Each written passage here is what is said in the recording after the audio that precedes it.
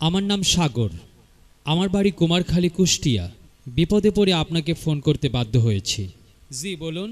আমার একজন কাস্টমারের কিছু টাকা আপনার এই নাম্বারে চলে গিয়েছে।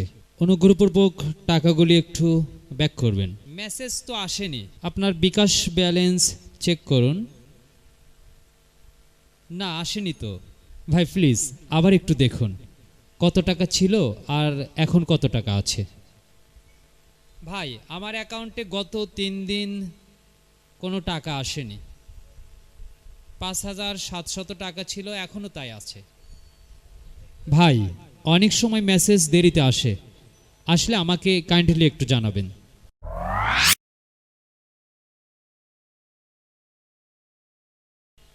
হ্যালো ভাই, আমার মোবাইলে মেসেজ এসেছে 4,500 টাকার।